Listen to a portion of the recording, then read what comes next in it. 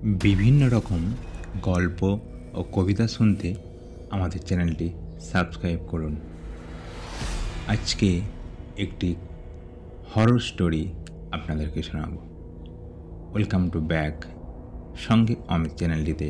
এই মুহূর্তে আমি অমিত তোমাদের সাথে আছি। আজকের হরর কাহিনীটি হচ্ছে মাথাহীন লাশ। রাত হলেই শ্যামপুর গ্রামে শুনশান নীরবতা নেমে আসে। এই নীরবতার মাঝে থাকে শুধুই পাতার মর্মর আওয়াজ আর ঝিঁঝি পোকার ডাক। একটানা সেই ডাকে মোহনীয় হয়ে থাকে যেন কুসুমপুর গ্রাম। শুনশান নীরবতার এই গ্রামে আজও রাত নেমে এসেছে, কিন্তু প্রতিদিনের মতো চুপচাপ নেই কেউ। খেয়ে ঘুমিয়ে পড়তো যে কৃষক, সেও এসে ভিড় করেছে কালনির শাখা নদী শুলিনার তীরে। ব্যাপার কিছুই না, সেখানে ভেসে উঠেছে এক মহিলার লাশ। সবাই যে যার মতো বলা বলি করছে, চিনতে চেষ্টা করছে লাশটাকে, কিন্তু কেউ চিনতে পারছে না, কারণ কেউ এই মহিলাকে খুন করে মাথাটা কেটে ফেলেছে। এখন চারিদিকে লোক পাঠানো হয়েছে মাথার খোঁজে। মাথা খুঁজে না পাওয়া পর্যন্ত এই লাশ দাফন করার জন্য কেউ এগোচ্ছে না। এর মাঝেই কোনো না কোনো উৎসুক জনতা গিয়ে দূর থেকে কাঠি দিয়ে লাশের হাত পা দেখার চেষ্টা করে চলেছে, কিন্তু কোনো ফলাফল নেই। হাতে পায়ে কোনো চিহ্নও নেই যে লাশটাকে চেনা যায়। রাত যত বাড়তে থাকে তত ভিড় বাড়তে থাকে। যদি আমাদের চ্যানেলটি ভালো লাগে তাহলে সাবস্ক্রাইব, লাইক এবং কমেন্ট করো। আবার ফিরে আসছি গল্পের মধ্যে। মাঝে ভিড়ের চাপ কমে গিয়েছিল, কিন্তু হঠাৎ করে শোনা যায় শেখের বাড়ির সুলেখাকে পাওয়া যাচ্ছে না। ভাইয়ের সাথে ঝগড়া করে ঘর থেকে রেগে মেগে বেরিয়ে গিয়েছিল সুলেখা।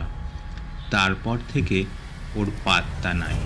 সৎ মা ও সুলেখার কোনো খোঁজই করেনি।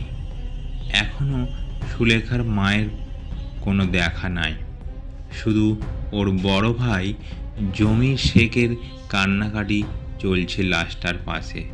অনেকেই ওকে ধরে রাখার চেষ্টা করছে, কিন্তু পারছে না। বারবার আছাড় খেয়ে খেয়ে মরা কান্না জড়িয়ে দিয়েছে জামাল ভাই। ছোট বোনটাকে অনেক ভালোবাসত সে। সকালে ঝগড়া হওয়ার সময় বলেছিল, যা দৌড় যাইয়া মরগা। এখন সেই কথা শুনিয়ে বলতে বলতে চিৎকার করে কেঁদে উঠল ও, কিন্তু লাশের পরিচয় পাওয়া গেল না। এর মাঝেই গ্রামের 3 জন মুরুলি এসে নিজেদের মাঝে বাহাস করতে লাগলো।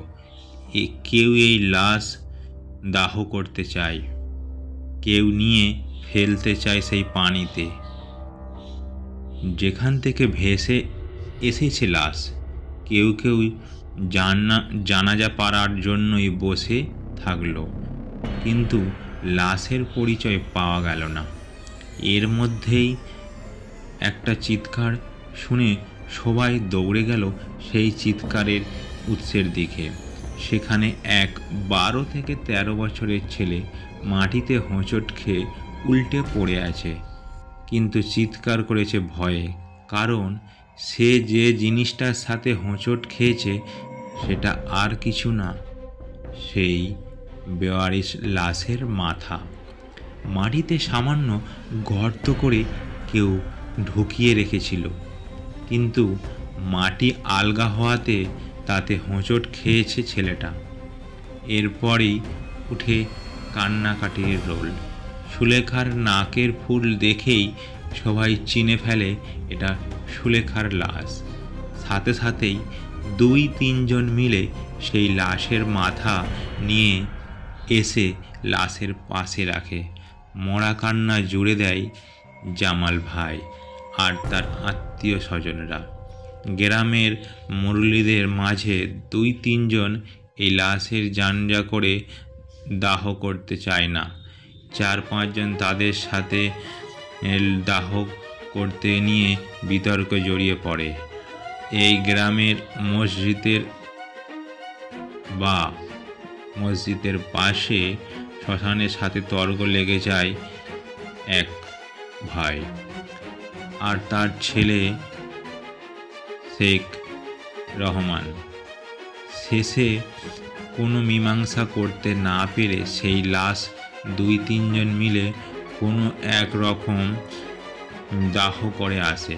এর মাঝে গ্রামের হেডমাস্টার সবুজ মিয়া ছিল।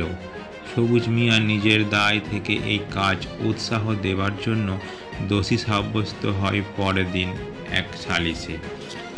দিন 7 সবার মুখে মুখে এই ঘটনা একের পর এক ডানা মেলতে থাকে। কেউ কেউ বলা শুরু করে সবুজ মিয়াই সুলেখার প্রেমের সম্পর্ক ছিল। আর এর রেশ ধরে কয়েকদিন পর আবার সালিশ ডাকা হয়।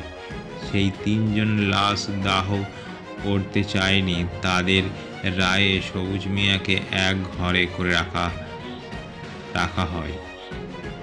আসলে এই 3 জন খুব ক্ষমতাশালী বলে কেউ ওদের মুখে মুখে তর্ক করতে চায়নি। তাদের মাঝে রহমান পরের মাসে চেয়ারম্যান পদে ভোটে দাঁড়াচ্ছে, তাই তার সাথে কেউ কথা কাটাকাটি করতে চায়নি। ফলাফল নিরীহ সবুজ মিয়াকে এড়িয়ে চলতে শুরু করে সবাই। কিন্তু সুলেখার ভাই জামাল এর সঙ্গে বন্ধুত্ব ছিল, তাই সবুজ মিয়াকে নিজের ঘরে খাওয়াতে শুরু করে সে। এর মাঝে সবাই সুলেখার কথা প্রায় ভুলেই যায়। 2 সপ্তাহ পর একদিন গ্রামের মসজিদে ইমাম ইসমাইল মিয়া জফরের নামাজের আজান দিয়ে গিয়ে এক বীভৎস দৃশ্য দেখে। ভয়ে চিৎকার করে অজ্ঞান হয়ে পড়ে। সকালে সবাই তাকে অজ্ঞান অবস্থায় মসজিদে খুঁজে পায়। কেউ বলতে পারছে না কেন সে অজ্ঞান হয়েছে। অনেকক্ষণ পর তার জ্ঞান ফিরল। সে সবাইকে নিয়ে যায় সুলেখার লাশ যেখানে দাহ করে পোড়া হয়েছিল সেখানে। সুলেখার লাশের পাশে একটা জারুল গাছ আছে, সেখানে একটা ডালে পাওয়া যায় করিম মাওলার ছিন্ন ভিন্ন লাশ। প্রথমে কেউ চিনতে পারেনি, কিন্তু গাছের গোড়ায় কে যেন লাশের মাথাটা সযত্নে কেটে সুন্দর করে সাজিয়ে রেখেছে। দৃশ্যটা দেখে অনেকেই সহ্য করতে পারেনি। শেষে পুলিশ ডেকে পাঠানো হয়।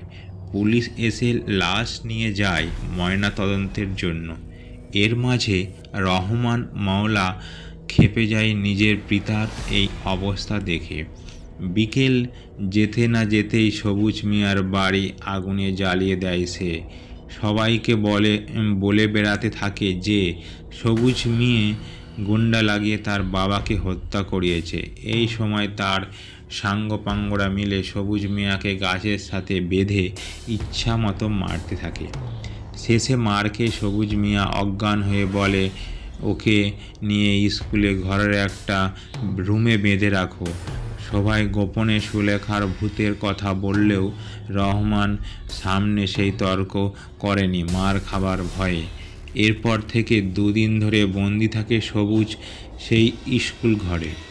সকালবেলায় এসে রহমান মিয়ার লোক খাবার দিয়ে যায়। সবুজ মিয়ার খাওয়ায় শেষ হলেই মার শুরু হয়। শেষে অজ্ঞান হয়ে পড়লে তাকে দড়ি বেঁধে রেখে যায় রহমানের লোকজন। এরপর 3 দিন পরে আবার শ্যামপুর গ্রামে শোরগোল ওঠে। এবার ভোর সকালে পাওয়া যায় রহমানের মাথা কাটা লাশ। গ্রামবাসী 2টা দেখেছে, কিন্তু রহমানের লাশের পায়ের দিকটা ছিল না, পাশেই পড়েছিল হাড়গোড়, যেন কেউ এসে খেয়ে গেছে লাশটাকে।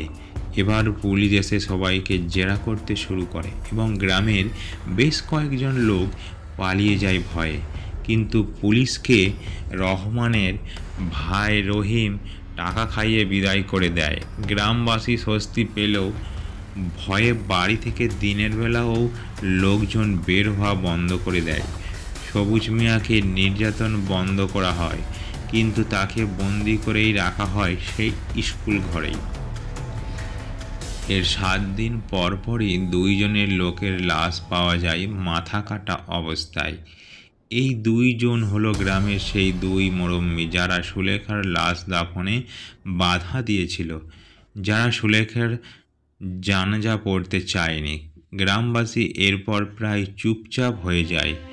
যারা সেই রাতে মুরব্বিদের সাথে গলা মিলিয়েছিল তারা দূরের গ্রামে পালিয়ে যায়।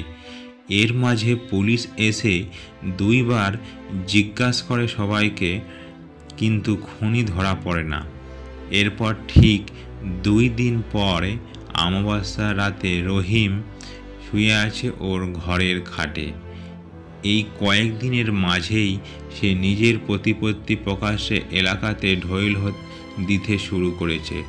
মোটরসাইকেল নিয়ে এলাকার চ্যাংড়া ছেলেপেলেদের সাথে ঘুরে ঘুরে নিজেকে বাপ ভাইয়ের যোগ্য উত্তরসূরি হিসাবে জানান। সারাদিন ঘোরাঘুরি করে অনেক বেশি ক্লান্ত ছিল রহিম। পাশের মকবুল বুড়ার একটা খাসি জবাই করা খেয়ে দিয়ে শান্তির একটা ঘুম দিয়েছে সে। প্রতিদিনের চেয়েও এই অমাবস্যার রাত ছিল বেশি শুনশান। রহিম গভীর ঘুমে। এমন সময় দরজায় টোকা পড়ে। গুনে গুনে 3টে টোকার শব্দ হয়। তাতেই রহিম জেগে ওঠে, কিন্তু দরজা খুলে হতভম্ব হয়ে পড়ে সে। দেখে তার সামনে দাঁড়িয়ে আছে একটা লাশ। দেখেই ভয়ে হতভম্ব হয়ে যায় রহিম। কিছু বুঝে ওঠার আগেই সেই লাশের ডান হাত তার মাথার উপর উঠে আসে এবং জ্ঞান হারায় রহিম। জ্ঞান ফিরেই একটা কুয়াশাচ্ছন্ন এলাকার আবিষ্কার করে রহিম নিজেকে। চারিদিকে ঘন কুয়াশার মাঝে কয়েকবার নিজের বন্ধুদের নাম ধরে ডাকে, কিন্তু কেউ সাড়া দেয় না। মনে করছিল ওর সাঙ্গপাঙ্গদের কেউ ওর সাথে ফাজলামি করছে। চিৎকার করে বিশ্বেরই গালাগাল ও দিল কিছু, কিন্তু এর পরেই চারদিকে 4টা কাফনে জোড়ানো লাশের অস্তিত্ব অনুভব করে সে, এবং একটু পরেই চারদিক থেকে প্রেতের বাড়ি শুরু হয়ে যায়। প্রচণ্ড সেই মার খেয়ে অজ্ঞান প্রায় রহিম। এমন সময় মার থেমে যায়। আস্তে আস্তে উঠে বসে সে। সামনে তাকিয়ে তার দৃষ্টি থেমে যায়। অবাক হয়ে তাকিয়ে থাকে রহিম, কারণ সামনে বসে আছে সুলেখা। দেখেই ভয়ে চিৎকার করতে ভুলে যায় সে। এমন সময় সুলেখা বলে ওঠে, ইরে, আমারে চিনতে পারছিস? আমি সুলেখা। এই যে দেখ, আমার মাথা এখনো কাটা। বলেই নিজের মাথাটা 2 হাত দিয়ে এক টানে খুলে রহিম সামনে ধরল। দেখেই বমি করে দিল রহিম। 2 হাত দিয়ে পেট চেপে এক পস্ত বমি করে রহিম বলল, কি ছাড়ি দিমু? সেদিন কি আমাকে ছাড়ছিলি রে তোরা 2 ভাই? আমি কত করে হয়েছে আমাকে ছাড়ি দে, তোরা আমার ছোট ভাই লাগিস, নিজের বোনকে মনে করি ছাড়ি দে। কই সেদিন তো ছাড়িস না, আমাকে 2 জন মিলে নষ্ট করলি। তারপর আমাকে যাতে কেউ চিনতে না পারে তাই তুই মণ্ডল বাচ্চারা আমার মাথা কাটা ফেললিস। আমার সবুজ মিয়াকে কত মারলি তোরা, কেউ সেদিন মনে আছিল না আমার কথা। বলেই নিজের মাথাটা আবার নিজের ধরে জোড়া লাগালো সুলেখা। এবার কেঁদেই ফেলল রহিম। আফা, ভুল হয়ে গেছে আফা, তুমি আমারে এবারের মতো মাফ করিয়ে দিও। আমি কইতাছি আমি আর প্রায়শ্চিত্ত করি ছাড়মু। এবার খিলখিল করে হেসে উঠল সুলেখা। সেই হাসি শুনে কাঁপতে শুরু করে দিল রহিম। আস্তে আস্তে সামনে এগিয়ে আসছে সুলেখা, সামনে ভয়ার্ত রহিম। তারপর রহিমের ধরে এক টানে ছিঁড়ে ফেলল তার মাথাটা। গল গল করে রক্ত পড়ছিল সেই কাটা মাথা থেকে। মাথাটা হাতে নিয়ে গা হিম করা একটা চিৎকার দিয়ে কেঁদে উঠল সুলেখা। এই ঘটনার কিছুক্ষণ পর নিজের চোখে মুখে জলের ঝাপটা দিয়ে জেগে উঠল সবুজ মেয়ে। সপ্তাহখানেক ধরে এভাবেই তার ঘুম ভাঙে। মহল্লাদের কেউ একজন চোখে পানি ঢেলে দেয়, তারপর খাওয়া দেয়। তার কিছু খায়, কিছু খায় না। তারপর শুরু হয় মার। আজকে তাই জেগেও চোখ বন্ধ করে রেখেছিল সে, কিন্তু মাথায় একটা কোমল স্পর্শ পেয়ে চোখ মেলে দেখে তার সামনে দাঁড়িয়ে আছে সুলেখা। আস্তে আস্তে উঠে বসল সবুজ। শরীর এতদিনে না খাওয়ার ফলে শক্তি নাই, কিন্তু কেন যেন নিজের চোখকে খুব বিশ্বাস করতে ইচ্ছা করছে তার। সে বলল, সুলেখা তুই? আমি ময়রা গেছিলাম রে। আজকে আমার মুক্তি হইতাছে, তাই শেষবার তোমারে দেখতে আইলেম বলে কেঁদে ফেলল সুলেখা। আমার বিশ্বাস হইতেছে না রে, তুই কেমনে মরলি রে? চোখ বড় বড় করে বলল সবুজ। এত শুনে কোনো লাভ নেই মাস্টার, তুমি আস্তে আস্তে ওঠো, নাও আমি তোমার শেষবারের মতো খাওয়াই দিয়েছি দুটো ভাত বলে পাশে রাখা থালা থেকে ভাত খাইয়া দিল সুলেখা সবুজকে। সবুজ নিজের চোখকে বিশ্বাস করতে পারে না। কোনো কিছুর সাথে কোনো কিছু মেলাতে মেলাতে ক্লান্ত হয়ে শেষে ভাত খেতে শুরু করলো মন্ত্রমুগ্ধের মতো। খাওয়া শেষে সুলেখা বলল, আমি যাই মাস্টার, তুমি কয়দিন পর সুন্দর দেইখা একটা নিকা কইরো, যেটাকে আমরা শুদ্ধ ভাষায় বলি বিবাহ করিও। আমাকে ভুলিও যাও মাস্টার বলেই পা বাড়ালো সুলেখা। এতক্ষণ ঘরের মাঝে এখন অজ্ঞান ফিরে আসে সবুজ মিয়ার। দৌড় দেয় দরজার দিকে। দরজা খোলাই ছিল, খুলে দেখে ভোর হয়ে গেছে, সূর্য প্রায় উঠে গেছে। আর সেই সূর্যের দিকে আস্তে আস্তে এগিয়ে চলছে সুলেখা। কিন্তু সবুজ আর দৌড়ায়নি সুলেখার পেছন পেছন, কারণ সুলেখা এগিয়ে চলছিল তার শেষ ঠিকানায়, সেই কবরের দিকে বা শ্মশানের দিকে। যদি গল্পটি ভালো লাগে তাহলে অবশ্যই লাইক, কমেন্ট এবং শেয়ার করো। গল্পটি এখানেই শেষ করলাম।